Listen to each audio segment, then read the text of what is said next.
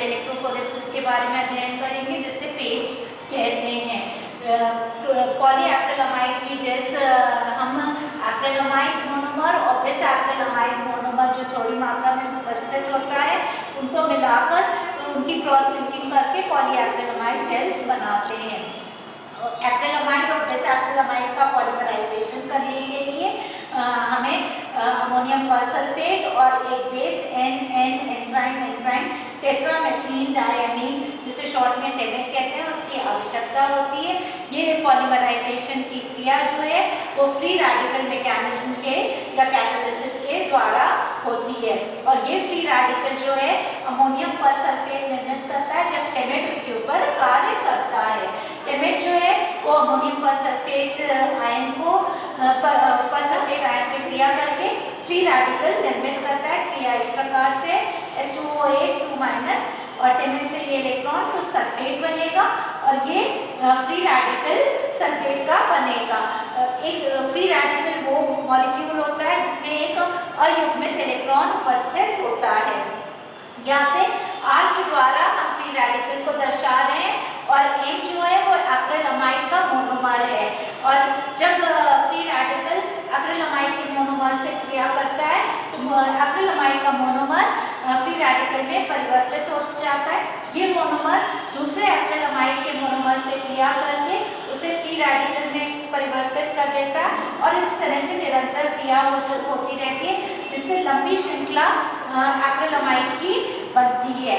इन लंबी श्रृंखला के एक्रिलामाइड जो बने हैं वो उनकी क्रॉस लिंकिंग जो है वो बिस एक्रिलामाइड मेथिलीन बिस एक्रिलामाइड के द्वारा होती है।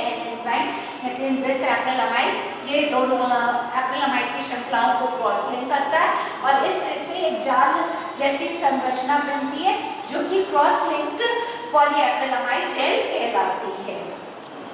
जो भौतिक गुण है इस जेल के, जैसे कि उसकी पोर साइज इत्यादि, वो नियंत्रित की जा सकती है कि हम कितनी मात्रा में एक्रिलामाइड और पॉलीएक्रिलामाइड की सांद्रता ले रहे हैं और कितना उसमें क्रॉस लिंकिंग की डिग्री है, उससे जो भौतिक गुण है जेल के वो प्रभावित होते हैं। प्रायः पॉलीएक्रिलामाइड की सांद्रता जो है 3 से 15% तक रखी जाती है, जबकि बिस एक्रिलामाइड वो एक्रिलामाइड टोटल एक्रिलामाइड जो उपस्थित है उसका 5% रहता है। इस प्रकार से जेल निर्मित की जाती है। जो पोर साइज है जेल की वो हम परिवर्तित कर सकते हैं और वो निर्भर करेगा कि कितनी मात्रा में एक्रिलामाइड या बिस एक्रिलामाइड लिया गया है। यदि एक्रिलामाइड और बिस एक्रिलामाइड की सांद्रता कम है तो जो जेल बनेगी उसकी पोर साइज बड़ी होगी, और यदि एक्रिलामाइड और बिस एक्रिलामाइड की सांद्रता अधिक है तो छोटी पोर साइज की जेल बनती है। दूसरी विधि जिसके द्वारा हम पॉलीमराइजेशन एक्रिलामाइड जेल्स का कर सकते हैं वो उसे हम फोटो पॉलीमराइजेशन विधि कहते हैं। इसमें हम एपीएस और टेमेट के स्थान पर राइबोफ्लेविन का उपयोग करते हैं। एक्रिलामाइड और बिस एक्रिलामाइड का विलयन बनाकर उसे ग्लास प्लेट्स के मध्य उसमें राइबोफ्लेविन मिलाते हैं और ग्लास प्लेट्स के मध्य कोट करके तीव्र प्रकाश की उपस्थिति में 2 घंटे के लिए रख देते हैं। राइबोफ्लेविन जो है वो फ्री रेडिकल निर्मित करता है, जिसके कारण एक्रिलामाइड और बिस एक्रिलामाइड का पॉलीमराइजेशन हो जाता है। प्रोटीन्स जो पॉलीएक्रिलामाइड जेल में है वो पहले ग्लास ट्यूब्स में पृथक की जाती थी। ये ग्लास ट्यूब 7 मिलीमीटर डायमीटर की होती है और 10 सेंटीमीटर लंबाई में होती है। एक ट्यूब में एक ही सैंपल हम रन कर पाते थे, और हर ट्यूब का जो वातावरण है वो भिन्न होता था, तो जो नमूनों की तुलना है वो ठीक से नहीं हो पाती थी। इसलिए आजकल जो इलेक्ट्रोफोरेसिस है पॉलीएक्रिलामाइड जेल इलेक्ट्रोफोरेसिस वो वर्टिकल स्लैब्स में की जाती है, जिसमें सारे नमूने समीप में उपस्थित होते हैं, उनकी तुलना सरलता से करी जा सकती है। तो आज हम जो पढ़ेंगे वो पॉलीएक्रिलामाइड जेल इलेक्ट्रोफोरेसिस, इन्हें नेटिव बफर जेल्स कहते हैं क्योंकि यहाँ पे कोई भी विकृतिकारक परिस्थितियाँ उपस्थित नहीं होती हैं। प्रोटीन्स अपनी प्राकृतिक अवस्था में होती हैं और जैविक रूप से सक्रिय होती हैं, तो वो अपना जैविक कार्य कर सकती हैं। तो इस विधि का उपयोग किसी भी विशिष्ट प्रोटीन, मुख्यतः एंजाइम का अध्ययन किया जाता है उसकी जैविक क्रियाशीलता के आधार पे। यहाँ पे ये आवश्यक है कि कोई भी हम विकृतिकारक परिस्थितियों का उपयोग ना करें। नेटिव या बफर जेल पेज जो है वो 7.5% जेल में किया जाता है।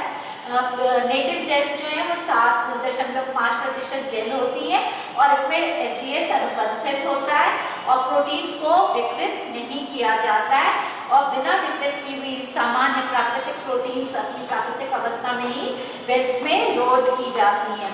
हर प्रोटीन पे सैंपल में जितनी भी प्रोटीन्स उपस्थित है उन पे अपना प्राकृतिक आवेश होता है जो उस पीएच पर उपस्थित होना चाहिए। प्रायः इस इलेक्ट्रोफोरेसिस में जो पीएच होता है माध्यम का वो 8.7 होता है। तो इस पीएच पर सारी प्रोटीन्स जो है अपनी भिन्न इलेक्ट्रोफोरेटिक मोबिलिटी के आधार पर पृथक हो जाती है और सीविंग इफेक्ट जो जेल का होता है उसके आधार पर पृथक होती हैं। तो ये जो है इसमें ये कहना बहुत मुश्किल होता है क्योंकि हर प्रोटीन का जो बिहेवियर है, व्यवहार है, इस तरह की जेल में वो भिन्न होता है क्योंकि उन पे उपस्थित चार्ज आवेश की मात्रा भिन्न होती है और उनका आकार भी भिन्न होता है। तो भिन्न चार्ज और भिन्न साइज के आधार पे यहाँ नमूने में उपस्थित विभिन्न प्रोटीन घटक पृथक हो जाते हैं जिससे अच्छा रेजोल्यूशन या अच्छा पृथक्करण प्राप्त होता है। जो एंजाइम उपस्थित है वो हम उसकी पहचान कर सकते हैं। तो उसकी अगर सक्रियता के आधार पर पहचान करनी है तो पृथक्करण के पश्चात जेल के ऊपर हम उसका क्रियाधार और अप्रोप्रिएट बफर वगैरह डालते हैं और रंगीन उत्पाद जो बनता है उससे हम उसका अध्ययन कर सकते हैं। या फिर अगर जैसे स्टार्च है तो जब क्रियाधार डालें और आयोडीन डालेंगे तो जिस जगह स्टार्च विघटित हो जाएगा तो वहाँ नीला रंग कम हो जाएगा, उससे भी हम ज्ञात कर सकते हैं। तो इस तरह से हम एंजाइम की सक्रियता के आधार पर उसकी उपस्थिति ज्ञात कर सकते हैं या रंगीन उत्पाद बनने की उपस्थिति ज्ञात कर सकते हैं। दूसरी विधि जो है उसमें एंजाइम का डिटेक्शन हम इस प्रकार से करते हैं। एक दूसरी जेल बनाते हैं जिसमें उसका क्रियाधार इंक्लूड होता है, मिला हुआ होता है और उसको हम पहली जेल के ऊपर सेट कर देते हैं, पोर्ट ओवर एक्रिलामाइड जेल। और जब एक्वस जेल उसके ऊपर सेट हो जाती है तो जहाँ पे एंजाइम उपस्थित है और जहाँ पे क्रियाधार उपस्थित है वो आपस में क्रिया करके उत्पाद बनाएंगे जो कि रंगीन होगा जिसे हम देख सकते हैं। तो प्रायः native gel buffer gels 2 sets में की जाती है, एक ही जेल पे 2 सेट्स में की जाती है और जेल को बीच से काट लिया जाता है। आधी जेल का हम सक्रियता परीक्षण मतलब एक्टिविटी टेस्टिंग करते हैं जो उसकी क्रियाशीलता के आधार पर होती है और बाकी बचे हुए आधी जेल को हम क्रोमैसी ब्रिलिएंट ब्लू डाई से स्टेन करते हैं। उस जेल में जितनी भी प्रोटीन्स उपस्थित हैं वो इस क्रोमैसी ब्रिलिएंट ब्लू के कारण रंजित हो जाती है। फिर जेल को हम वॉश करते हैं डीस्टेन सोल्यूशन से तो पूरी जेल सफ़ेद हो जाती है जिसमें प्रोटीन जहाँ भी उपस्थित है वो नीले रंग के बैंड्स के रूप में दिखती है। तो जहाँ पे हमें एंजाइम की एक्टिविटी मिली थी पहली जेल में और दूसरे भाग में उस जगह जो भी प्रोटीन बैंड डाई से रंजित हुआ होगा वो हमें उस एंजाइम की उपस्थिति जेल में दिखाएगा और इस तरह से हमें अपनी एंजाइम ऑफ इंटरेस्ट की हम पहचान जिसका हम अध्ययन करना चाहते हैं उसका अध्ययन कर पाते हैं, उसे पहचान पाते हैं।